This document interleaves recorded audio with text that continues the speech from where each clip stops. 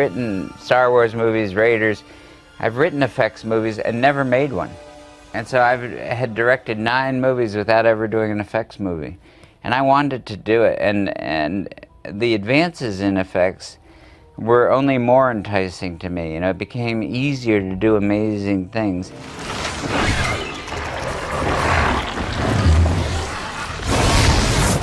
In this film, Dreamcatcher, we had a wide variety of tasks to undertake for Larry. There was 5 or 6 major sequences, and each had a different trick we had to come up with. So it really presented for us a wide variety of challenges, from the creatures derived from the original concept drawings by Crash McCreary to the big ground battle sequence as well.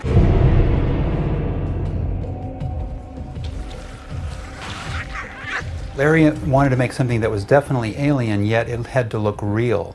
So our biggest challenge was to ground it in reality, and I think that was the difficult thing we had, because he didn't want it to look like a snake or anything that was earthbound, yet he wanted it to look like you could touch it.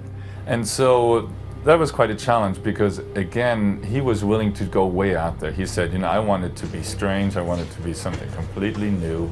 But on the other hand, I was very concerned with making it somewhat real. In the bathroom sequence, we had to work closely with the practical weasels. They shot with a puppet weasel that was being held and grasped and wrestled with. And then wherever the weasel had to turn and open his mouth and threaten, the CG puppet that we created was used to give it that impossibly quick response. So we had to kind of turn off our animator brains that say, oh, it's shaped like this, so it should move like this, and kind of get into Larry's world, which was just a peculiar sort of motion that he had in his head that we had to try and capture. And it has a little bit of stretching and compressing, but then also the front 2/3 of it or so are kept semi-rigid as it kind of snakes along and when it lifts its head. Then the animation is passed off to the technical directors who light the creature, apply all the textures, and actually place it in the scene and make sure the lighting matches and all that stuff.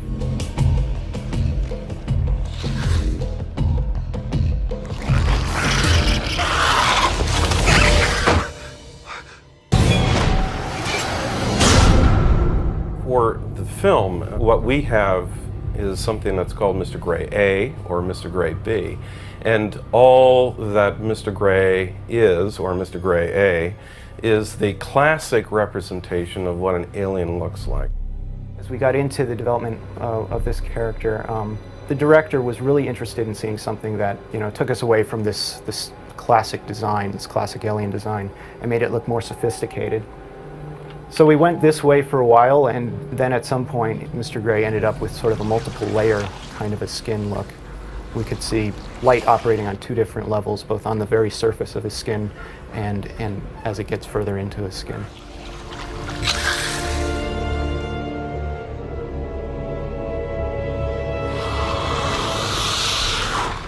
Mr. Gray B was more of a nightmare character.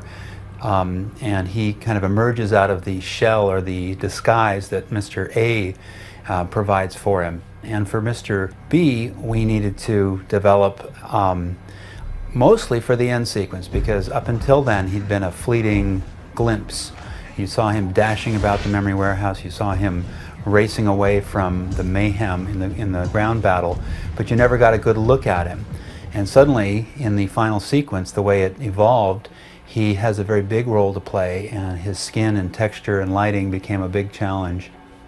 And the movement was really interesting in terms of how to make that guy run and not look comical, because it is sort of, if you look at the dimensionality, it's sort of very much a comical creature if you don't get it right. So, and also his level of his wetness in the skin and that, and going for some more translucency. So overall, they were really unique creatures to work on, and really satisfying to create, because even from a design standpoint, it's like nothing I've ever seen in any science fiction film, so that's quite neat. Blue Boy group, this is Blue Boy leader. Target is imminent. Fire at will! Fire!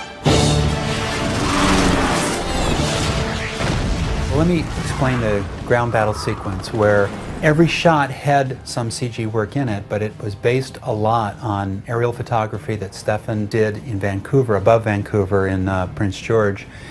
And it had a lot of blue screen elements of the characters inside of their helicopters. All of the pilots were shot blue screen. But in that sense, it wasn't all CG. The landscape was primarily from plates, but we had to insert in there in many shots artificial portions of the landscape where the ship had scarred the landscape, had knocked a chunk out of a mountain range and come to rest at the end of this valley. What's unique about that whole sequence was we did almost every shot had some additional work put on it to give it that battle footage, kind of a Private Ryan look, where we gave it some consistently grainy, a little bit of shaky cam work on it. We had mist to make the blue screen elements that we shot of the pilots feel like they were part of the sequence. And then when we're outside in the battle, a lot of that became all CG shots. The ship,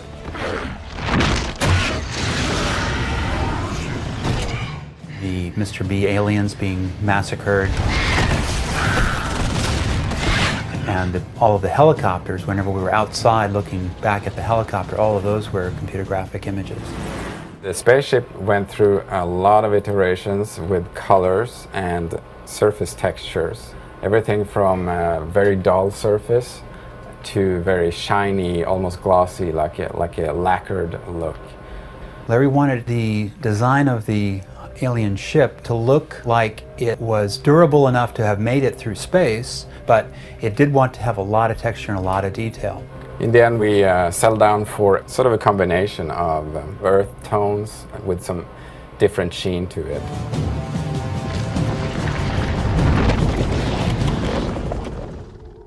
There's a number of places where the theme of the virus and the theme of the Dreamcatcher, you get glimpses of them that tie different parts of it together.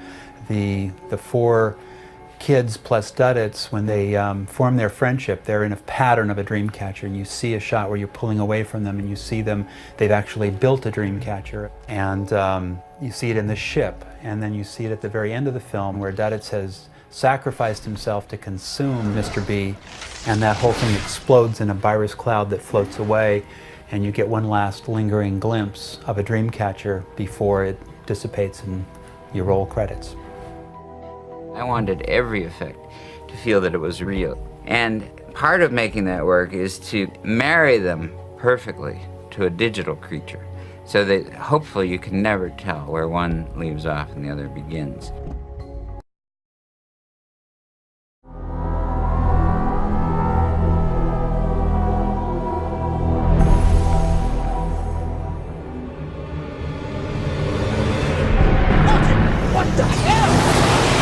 I had a road accident in June of 1999. I was out on my afternoon walk and a guy came along in a van. He was trying to deal with animals in the back of his van without stopping, so he was turned around and he hit me, and it was serious. I broke most of the ribs on the right side of my body. Fractured hip, fractured pelvis, tibia fractured in 9 or 10 places. Really, the guy described this area of my leg down here from knee to ankle as so many marbles in a sack. Are you okay? No, I broke my leg. Oh man, my damn leg. When I got started on Dreamcatcher, I couldn't really work on a word processor because it was too uncomfortable to try to sit at a desk for any period of time. But I wanted to write because it's my drug. It takes me away. When I'm writing, I'm in another world. You don't feel the pain or anything for that period of time that you're writing. So I had a bunch of ledger books and I wrote the book longhand. I've had people say to me, I don't understand why you want to write horror stories all the time. And my reaction is, I don't write horror stories all the time. I write stories the way that any novelist does about the relationships that people have with one another and the interactions they have with one another. I wanted to write a story that was pretty much set in one cabin. I want to write a story about guys and what guys are like when they're on their own, and I visualized a hunting camp, And I really wanted to write an old-fashioned monster story, an invasion from space type story. But the other thing that I wanted to do with Dreamcatcher is what you're looking for if you write stories that are scary. You're looking for the taboo zone. You're looking for a place where ordinarily the door is closed and we don't go beyond that door. And it used to be that the taboo zone was the bedroom, but eventually the movies got beyond the bedroom door. And I thought to myself, well, is there a door that's still closed anymore? And the answer was, yes, it's true. The bathroom door is a place that we don't go anymore. And I started to think about the bathroom as being a room where really a lot of nasty discoveries are made. I would guess that probably 60 to 70% of our first realization that maybe we have a tumor, we have cancer, that sort of thing, happens in the bathroom. You've done your number one and you've done your number two, and you look in the bowl and there's blood. And you say, uh-oh, I've got a problem. I don't want to see this, Jonesy. You can say, I wrote the whole book in order to have the scene where he sits on the toilet and he can't get off because the thing is inside. It won't go down because it's too big to flush. In a way, it was that scene that became the driving force of the book. It's going to do for the toilet what Psycho did for the shower.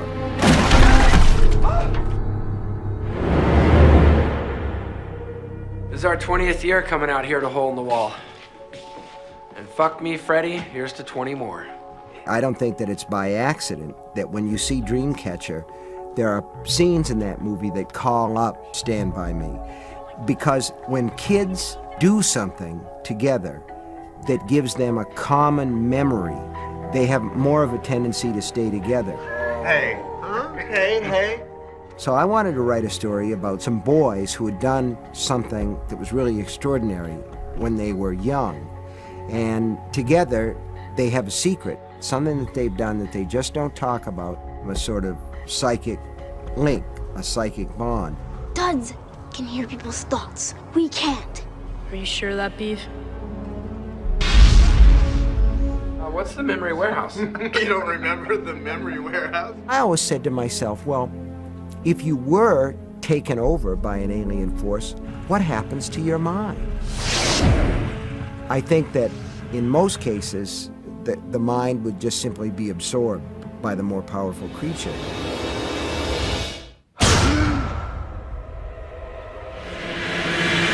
But because I wanted my guys to sort of stand against these aliens.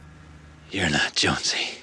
And because they've had this encounter with this remarkable young man named Duddits, I thought to myself, well, maybe this guy's got a place to go. Well, if you want to know, why don't you just read my mind? Well, surprisingly, you're able to keep a few things from me. I don't understand it, but I'm sure I'll figure it out soon. And then I thought to myself, well, where would you go to escape the presence, the possessing presence? And I thought, well, your mind really is a little bit like a storehouse. It's a place where you have all these different cabinets. So I was able to visualize Jonesy running away into his own subconscious. But he has this one room where Mr. Gray, the alien, can't get in.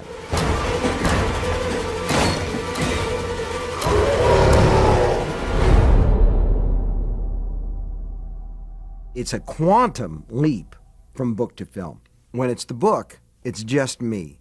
I run all the railroads. I'm the casting director because I'm the cast, right? I'm the director, I'm the screenwriter, I'm everything. And action, Damien, action. You're always excited when you go in to see how someone is going to realize for the screen a story that you saw only behind your eyes, in your mind, that you were only visualizing and then translating with the pen and the word processor. It's always exciting. I mean, the last thing that I thought of before I went to bed last night was I'm going to see Dreamcatcher tomorrow, and then I'll know if it's bad, if it's good, if it's indifferent. Thank God it's good.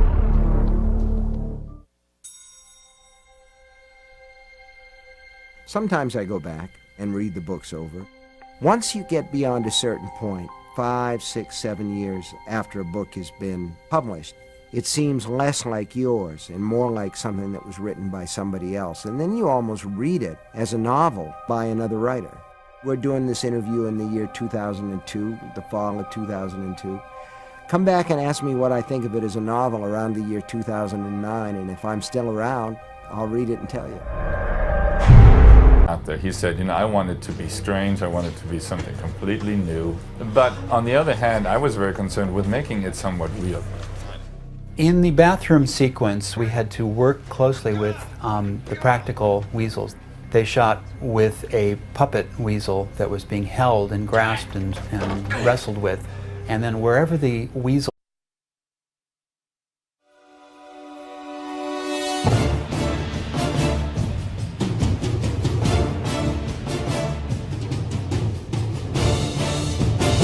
I've written Star Wars movies, Raiders.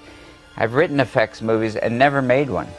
And so I had directed 9 movies without ever doing an effects movie. that was definitely alien, yet it had to look real.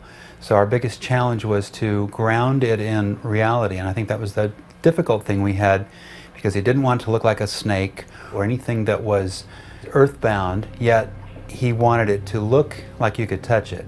And so that was quite a challenge because, again, he was willing to go way out. Movie. And I wanted to do it, and the advances in effects were only more enticing to me. You know, it became easier to do amazing things.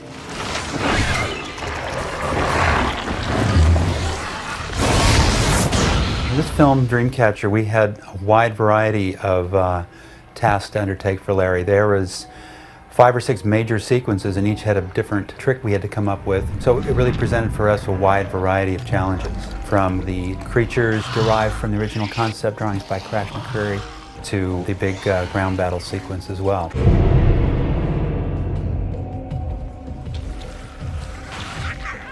Larry wanted to make something